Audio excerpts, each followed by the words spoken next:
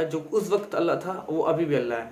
لیکن ہمارے اندر یہ ہے ہم اعمال تو فرعون والا کریں اور سوچیں اجر اور انعام ملے موسیٰ کی طرح. یہ تو نہیں ہو سکتا ہے. بسم اللہ الرحمن الرحیم. الحمدللہ نحمدہ ونستعینہ ونستغفرہ ونعوذ باللہ من شرور انفسنا قل یا عبادی الذین اسرفوا علی انفسہم لا تقنطوا من رحمۃ اللہ ان اللہ یغفر الذنوب جميعا انہ الغفور الرحیم. آج جو ہم لوگ ٹاپک پہ بات کرنے والے ہیں وہ ہے سیڈنس کا. سیڈنس انسانی زندگی کی ایسا چیز ہے جو انسان کو اندر سے اتنا زیادہ توڑتا ہے اور تکلیف پہنچاتا ہے جتنا اور کوئی چیز نہیں ہے. تو آج کا ہمارا ٹاپک رہے گا ڈونٹ بی سیڈ. تو جو سیڈنس ہے اس سے کیسے ہم لوگ ڈیل کریں, کیونکہ پریشانی غم اپ اینڈ ڈاؤن زندگی کا حصہ ہے. تو جب ہمارے اندر پریشانی تکلیف یا مایوسی آتی ہے تو ہم اسے کیسے ٹیکل کریں. تو سیڈنس سے لڑنے کے لیے 3 بیسک پرنسپل ہے اور 3 نام ہے اللہ تعالیٰ کے قرآن میں جس کو ہم ڈسکس کریں گے. پہلا ہے قادر, دوسرا قدیر اور تیسرا مقتدر. قادر قرآن میں 4 مرتبہ آیا ہے, قدیر 45 مرتبہ اور مقتدر 4 مرتبہ آیا ہے. تینوں کا روٹ ورڈ ہے کاف دال را. اور جو وہ چیز جو ہر چیز پہ قدرت رکھتا ہو, وہ چیز جو وہ نام جو کسی چیز پہ ڈیپینڈ نہ کرتا ہو, جو کسی اسباب کا محتاج نہ ہو, نہ لا اینڈ فزکس کا محتاج ہو اور نہ ہی ٹائم اینڈ اسپیس کا محتاج ہو, سب چیز اس کے محتاج ہے. تو اللہ تعالیٰ ہر چیز پہ قدرت رکھتے والا ہے. آپ یوسف علیہ السلام کا ہی واقعہ دیکھ لیجئے. وہ بچپن میں کنویں میں ڈالے گئے, پھر کنواں میں ڈالنے کے بعد غلام بنا کے مصر میں کر دیا گیا. پھر اللہ تعالیٰ نے انہیں کیا کہتے ہیں زنا کے الزام کے تحت وہ جیل میں گئے. اور پھر جیل میں رہنے کے بعد اللہ تعالیٰ نے انہیں جیل سے نکال کے مصر کا بادشاہ بنا دیا. تو آپ یوسف علیہ السلام سے واقعہ سے دیکھ سکتے ہیں کہ اللہ تعالیٰ نے کتنا زیادہ ان پہ قدرت رکھا ہوا تھا کہ ان کو کہاں سے کہاں پہنچا دیا. ایک کنویں گہرے کنویں کے اندھیرے کنویں سے ڈائریکٹ اللہ تعالیٰ نے انہیں مصر کے بادشاہ تک بنا دیا. تو آپ ابراہیم علیہ السلام کا واقعہ دیجئے. جب اس کے باپ ان کے باپ نے آزر نے جب ان کو آگ میں ڈالا تو انہوں نے کیا دعا کیا, حسبنا اللہ و نعم الوکیل, اللہ میرے لیے کافی ہے. تو اللہ تعالیٰ نے اس آگ کو بجھانے کے لیے پانی نہیں برسائی, اس آگ کو بجھانے کے لیے سمندر کو نہیں بلایا, اس آگ کو جلانے کے لیے یہ ہوا نہیں چلائی. کیا کیا, جو چیز آگ جس کی صفت ہے آگ جلانے کی, اس آگ کو حکم دے دیا, قلنا یا نار کونی بردا وسلاما علی ابراہیم, اے آگ ٹھنڈی ہو جاؤ اور سلامتی والی بن جاؤ ابراہیم کے لیے. تو یہ چیز دیکھ کے ان کے والد جو آزر ہیں وہ بول اٹھتے ہیں کہ اے ابراہیم تیرا رب بڑا قدرت والا ہے.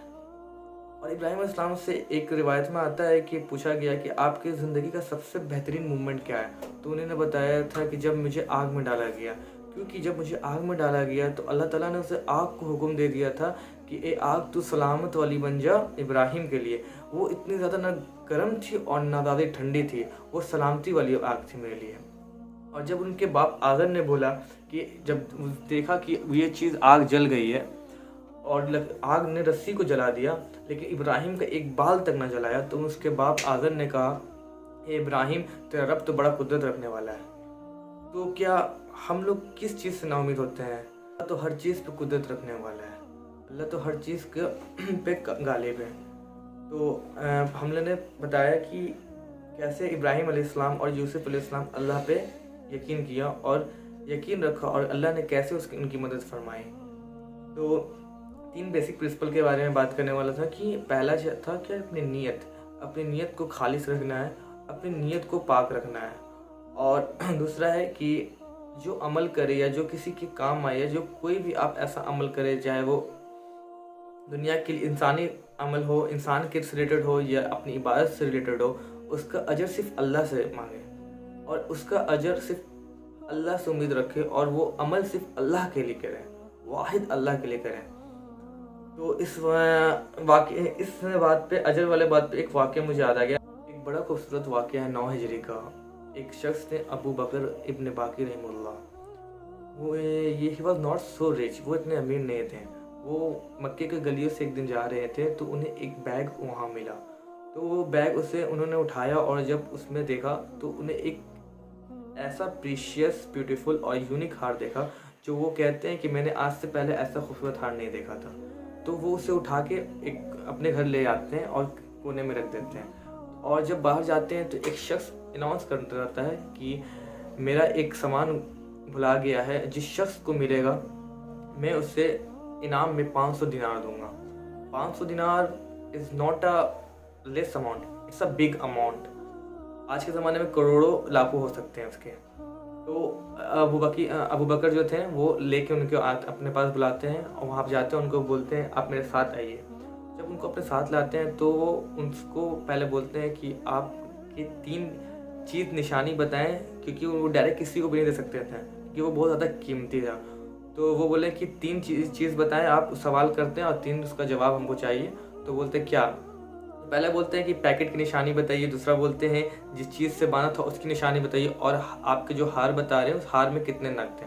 तो उन्हें बताया जो शख्स थे कि वो पैकेट रेशम के थे और उस पैकेट जिससे बांधा गया था वो उसके धागे भी रेशम के थे, और जो हार थे उसमें 30 नग थे। तो अबू बकर बाकी उनको वापस वो हार कर देते हैं। तो उस शख्स ने, जो बूढ़े शख्स थे, उनको 500 दिनार देते हैं। तो वो शख्स अबू बकर जो बाकी रहमतुल्लाह थे, उन्होंने शख्स से पैसे लेने से, दिनार लेने से मना कर दिया। तो वो शख्स बोले ज़बरदस्ती किया, आप प्लीज़ ले लीजिए पैसा। वो बोले नहीं आप, ये मैंने कुछ आप पे एहसान नहीं किया, आपकी अमानत थी, मैंने आपको लौटा दी। तो उन्हें बोला नहीं। वो बहुत ज़्यादा इंसिस्ट करने लगे कि आप ले लीजिए, लेकिन फिर भी वो बोले वल्लाही मैं इसको नहीं लूँगा। तो फिर वो शख्स वहाँ से चले जाते हैं। तो वो शख्स जब वो पैसे ख़त्म हो जाते हैं अबू बकर बाकी रहमतुल्लाह के पास, तो उन्होंने तिजारत करने का फ़ैसला करते हैं एक वक्त के बाद। तो वो तिजारत के लिए एक शिप में सवार हो जाते हैं और वो हिंद की तरफ अपना सफ़र शुरू करते हैं। लेकिन बीच में एक ऐसा तूफ़ान आता है इतना ज़बरदस्त कि जिससे कश्ती को बीच से तोड़ देता है, और जितने भी कश्ती में बैठे हुए लोग थे वो कश्ती में कोई डूबने लगता है, कोई चीखने लगता है, कोई उसमें से गारक होने लगता है। और लेकिन जो अबू बकर रहमतुल्लाह थे, उनको बताते हैं वो कि उन्हें एक लकड़ी का टुकड़ा मिल गया जिसको उन्होंने पकड़ लिया, और उस पकड़ने के बाद वो धीरे धीरे एक आइलैंड के करीब आ गए, किनारे आ गए। और जब उन्होंने आइलैंड देखा तो उन्होंने कहा अल्हम्दुलिल्लाह, वो आबादी वाला सुनसान आइलैंड नहीं था, वो पॉपुलेटेड आइलैंड था, वो लोगों से भरा हुआ था। तो वो वहाँ जाते हैं और वहाँ देखते हैं कि वो मुसलमानों की बस्ती रहते हैं। तो और जब देखने लगे तो चारों तरफ घर और मस्जिद रहता है। तो उन्होंने, ये इट्स अ लॉन्ग स्टोरी, मैं शॉर्ट में बता रहा हूँ। तो वो वहाँ पे चले जाते हैं, मस्जिद में चले जाते हैं और मस्जिद में जाकर कुरान पढ़ने लगते हैं। जब वो कुरान पढ़ने लगते हैं तो एक मजदूर उनके पास आता है और बोलता है कि वल्लाही आपकी आवाज़ तो बहुत ज़बरदस्त और बहुत बेहतरीन है, क्या आप मेरे बच्चे को, क्या मेरे आप बेटे को कुरान पढ़ा सकते हैं? तो उन्होंने बोला कि क्यों नहीं। तो वो उनके बेटे को कुरान पढ़ने लगे। ऐसे करते करते बहुत से बच्चे को कुरान पढ़ाने लगे, क्योंकि उस आइलैंड पे कोई इतना अच्छा कुरान नहीं पढ़ता था। तो धीरे धीरे जब वो कुरान पढ़ाने लगे तो वो बहुत ज़्यादा मशहूर हो गए कि, और लोग उनसे मिलने लगे, और वो मस्जिद ही में ज़्यादातर रहते थे और लोग उनसे बहुत मोहब्बत रखने लगे क्योंकि वो बहुत नोबल इंसान थे, अबू बकर इब्न रहीमुल्लाह। तो जब एक कुछ अरसे के बाद उन्होंने बोला कि मुझे अब यहाँ से जाना होगा इस आइलैंड से, क्योंकि मुझे अब जाना है, अपना लाइफ भी सेट करना है और अब शादी भी करना है और मुझे यहाँ से जाना है। तो वहाँ के लोग इंसिस्ट करने लगे आप यहाँ से बिल्कुल ना जाइए, आप यहीं रहिए और हमारे साथ रहिए और हमारे मस्जिद में रहिए और हमारे बच्चों को कुरान, क्योंकि आपकी वजह से कुरान की तालीम पूरे इस आइलैंड पे फैली है। तो उन्होंने बोला कि नहीं, मुझे यहाँ से जाना है क्योंकि मुझे अपनी लाइफ ज़िंदगी भी आगे बसर करनी है। तो वहाँ के लोगों ने बोला कि मैं क्यों नहीं, मैं आपकी मैं शादी भी यहीं करवा दूंगा और आपको यहाँ पे रहने की सारी चीज़ और आपकी सब चीज़ सलाहियत पूरा कर दूंगा। तो उस पर उन्होंने बोला कि अगर आप ऐसा कर सकते हैं तो तब बेहतर है। तो वो उनके बात पे राज़ी होकर वहाँ रुक जाते हैं। तो उन्होंने एक लड़की से शादी कराती है जो यतीम रहती है लेकिन बहुत मालदार रहती है और बहुत अमीर कबीर रहती है, क्योंकि उसके वालिद ने बहुत से पैसे उसके लिए छोड़े रहते हैं। तो शादी जब उनकी हो जाती है, जब तो वो फर्स्ट नाइट जब अपनी वाइफ के पास जाते हैं तो उसके गले में सेम वही हार देखते हैं जो उस शख्स को उन्होंने लौटाया था। तो उनके माइंड बहुत ज़्यादा कंफ्यूज हो जाते हैं और सोचने लगते हैं ये हार इसके पास कैसे है। تو وہ اس دن اگلے دن جب لوگوں سے ملتے ہیں تو بولتے ہیں کہ میں نے اس لڑکی سے وہ نہیں بات پوچھی، کیونکہ وہ سوچنے لگی کہ یہ لالچی انسان نہیں ہے کیا کہ میرے حال کی طرف دیکھ رہا ہے یا پھر کر رہا ہے، اس وجہ سے مجھے اس سے اس وقت پوچھنا خراب لگا۔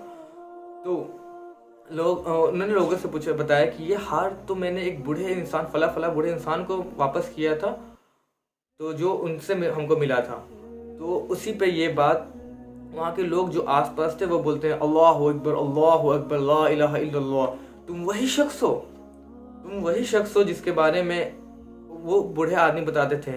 وہ ایک شخص تھے جو اس کے جو والد تھے وہ آئے اور بتائیں کہ واللہ میں نے ایک مکے کی گلی میں ایک ایسا نیک انسان دیکھا جو آج تک کبھی ویسا نیک انسان نہیں دیکھا ہے، تو کیا تم وہی انسان ہو؟ تو اس پہ اور اس نے سارا واقعہ بتایا کہ ایسا تو وہ جب وہ بندے تھے جو جن کی بیٹی تھی، وہ وہاں آ کے ہمیشہ دعا کرتے تھے، وہ بھی اللہ کے بہت بزرگ بندے تھے، تو وہ ہمیشہ دعا کرتے رہتے کہ یا اللہ تو میری بیٹی کا اس شخص سے جس شخص نے میرے کو ہار لوٹایا تھا اس سے نکاح کرا دے۔ تو واللہ کہ کیا کہتے ہیں اللہ نے ان کی دعا قبول کر لی اور آپ کو یہاں لے آیا۔